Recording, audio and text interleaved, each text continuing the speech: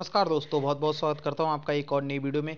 आलोक industries की हम बात कर रहे हैं और आज के दिन आपको इसमें गिरावट दिखाई दे रही है। और कल अगर हमने देखा तो इसमें आपको पॉजिटिविटी नज़र आई थी मार्केट में गिरावट होने के बावजूद, बल्कि आज अभी मार्केट में गिरावट नहीं है, फिर भी इस शेयर में गिरावट हो रही है।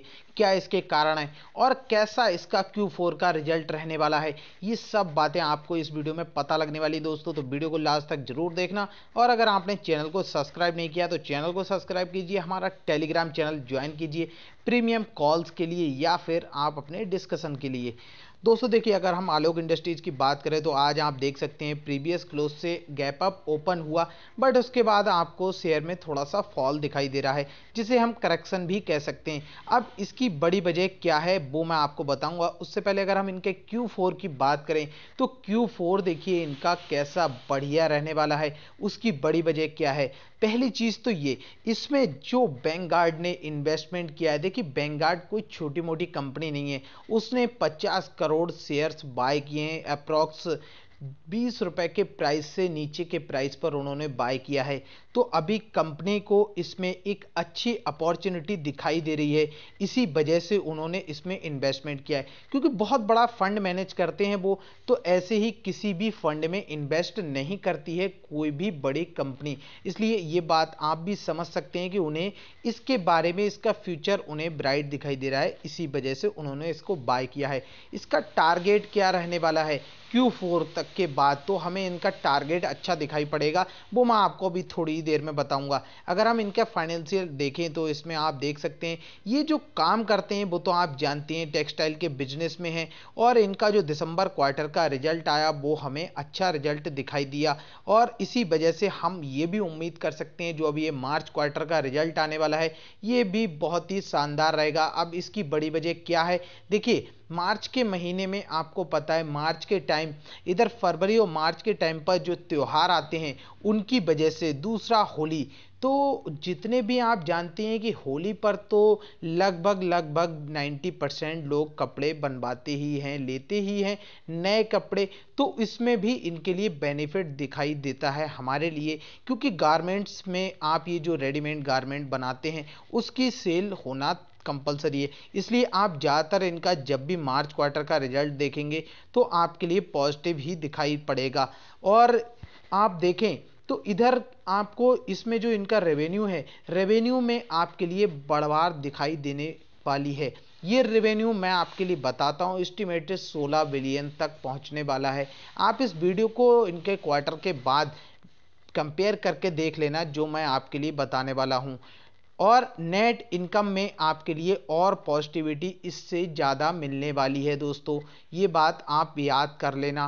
प्रॉफिट मार्जिन भी इनका बढ़ेगा, ये भी आप लिख के लीजिए। देखिए जैसे कि बड़ी किसी भी कंपनी अगर कोई इसमें इन्वेस्टमेंट कर रहा है तो उसका कारण क्या है कि ये कंपनी, उसमें उसे पोटेंशियल इतना दिखाई पड़ता है, और उनका जो मैनेजमेंट का तरीका है वो भी, क्योंकि अब मुकेश अंबानी के अंडर में है ये कंपनी, तो ऐसे ही आलतू फालतू के कोई डिसीजन भी नहीं होने वाले हैं। और पैसा कोई भी लगाता है तो वो पैसा बढ़ाने के लिए लगाता है, घटाने के लिए नहीं।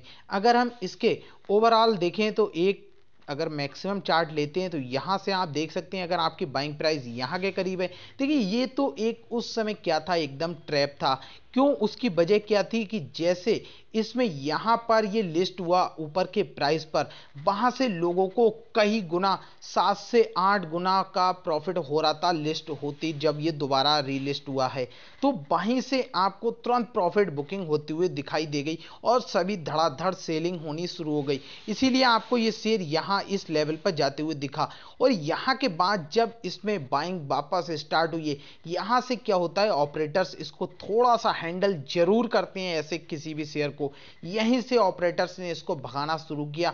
और सारे रिटेल इन्वेस्टर क्या करते हैं, वो यहाँ तो ध्यान नहीं देते हैं किसी शेयर पे, रिटेल इन्वेस्टर ध्यान देते हैं यहाँ, क्योंकि जब उन्हें लगता है अब ये बहुत बढ़ चुका है और ये जाने वाला है, तो यही सोच आपकी गलत रहती है। इसी वजह से आपको नुकसान उठाना पड़ता है। आप अगर किसी भी शेयर को बाय करना चाहते ना, तो आप सबसे पहले तो उसको अपनी वॉच लिस्ट में रखो, 10-15 दिन उसको वॉच करो, उसका मूवमेंट देखो, क्या उसमें मूवमेंट है, उसकी न्यूज़ देखिए, उसके बारे में समझिए, उसके बाद उसमें एक डिसीजन लीजिए, अपने माइंड में फिक्स कर लीजिए कि मुझे इसके 100 शेयर बाय करने हैं और इस प्राइस के ऊपर बाय नहीं करना है। आपने एक प्राइस मान लिया मैंने आलोक इंडस्ट्रीज का एक प्राइस ले लिया कि मुझे 20 रुपए के ऊपर इसको बाय नहीं करना है, तो जब भी ये शेयर 20 रुपए या 20 रुपए के नीचे होगा मैं तभी इसको बाय करूंगा। और मैं इसको ट्रेडिंग के लिए नहीं, देखिए ट्रेडिंग के लिए बाय नहीं करना है, इन्वेस्टिंग के लिए बाय करना है। और इन्वेस्टिंग के लिए अगर आप बाय कर रहे हैं तो अगर ये प्राइस नीचे जाता है तो आप उसको डिस्काउंट समझ के, जैसे नहीं त्योहार पे जब ऑफर लगता है तो ऐसा नहीं है ऑफर में जो कपड़े बिकते हैं वो सारे के सारे, या कोई भी अपना आइटम बेचता है, fridge, washing machine, TV, cooler, तो ऐसा थोड़ी है कि वो ऑफर वाले पंखे अलग होते हैं, ऑफर वाले कूलर फ्रिज अलग होते हैं और बाकी नॉर्मल में होता है वो सब एकदम स्टैंडर्ड सुपर्ब होता है, ऐसा नहीं होता ना, सब चीज सेम होती है। बट क्या उन्हें अपनी सेल करने के लिए वो ऑफर देते हैं। तो ऐसे ही जब मार्केट पैनिक होता है और कोई शेयर आपको डिस्काउंट पर मिल रहा है तो डिस्काउंट पर उसको खरीदिए। वो शेयर कोई ऐसा नहीं है उसमें खराबी आ गई कुछ इसलिए वो इतना गिर रहा है। हाँ, अगर उसके खिलाफ कोई नेगेटिव न्यूज है आप उसको बाय मत कीजिए, बट अगर आपको उसका फ्यूचर ब्राइट दिखाई दे रहा है तो आप बाय कीजिए। बड़े बड़े इन्वेस्टर्स को देखेंगे ना तो वो ऐसे ही टाइम पर शेयर्स को बाय करते हैं और लॉन्ग टर्म के लिए रख करके भूल जाते हैं, फिर वो उससे करोड़ों रुपए कमाते हैं। अगर हम इसके टारगेट की बात करें तो क्वार्टर 4 के रिजल्ट आने के बाद आप 25 रुपीज का टारगेट लेकर के चल सकते हैं इसमें, और आपका ये टारगेट अचीव हो जाएगा। लॉन्ग टर्म की बात करें तो अभी थोड़े से इनके कम से कम आपको Q1 और Q2 और देखना बाकी है। इसके बाद आप इसका अच्छे से समझ जाएंगे कंपनी का मैनेजमेंट, तरीका, बिजनेस, सब कुछ, और आप लॉन्ग टारगेट लेकर के चल सकते हैं। हाँ, आपका Q1 तक ये 50 रुपीज का टारगेट कंप्लीट होने के चांसेस जरूर बनते हैं दोस्तों। और ये चीज Q4 का रिजल्ट आने के बाद, मतलब 2021 का Q4 का रिजल्ट आने के बाद आपको पता लग जाएगा दोस्तों।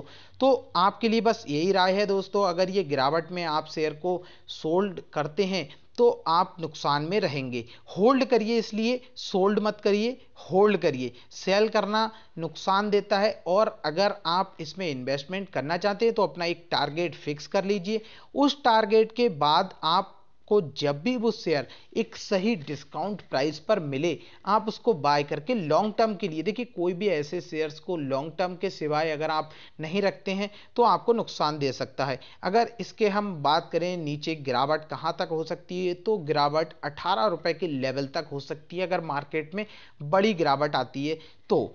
और अदरवाइज मैंने आपको टारगेट इसका 25 रुपीज बता ही दिया है, क्योंकि जितने भी इन्वेस्टर हैं, बड़े बड़े लोग हैं, वो सभी Q4 का रिजल्ट आने के बाद नहीं खरीदेंगे, वो अभी से खरीदारी करना शुरू कर देते हैं। और इसीलिए आपको इसमें अभी पिछले दिन पॉजिटिविटी नजर आई और पिछले कुछ दिनों से भी, क्योंकि उनके लिए पता है ये रिजल्ट, वो यहां से खरीदारी शुरू करते हैं इन लेवल से, ना कि अब यहां। तो रिटेल इन्वेस्टर क्या करेगा कि जब Q4 का रिजल्ट आएगा तब खरीदेगा, तो आप वहां फिर Q4 के रिजल्ट का बेनिफिट नहीं ले रहे हैं। अब आपके लिए वेट करना होगा नए रिजल्ट का Q1 2020 के, क्योंकि आपने खरीदारी रिजल्ट के बाद की है दोस्तों। तो इन सब चीजों को आप समझ लीजिए, मार्केट में रहने के नियम समझ लीजिए दोस्तों। अगर आपको वीडियो पसंद आई है तो लाइक करिएगा, चैनल को सब्सक्राइब करिएगा और शेयर कर दीजिए जिसके पास भी आलोक इंडस्ट्रीज हो, जिससे कि वो इससे बेहतर से समझ पाए दोस्तों। और हमारा टेलीग्राम चैनल ज्वाइन करिए दोस्तों।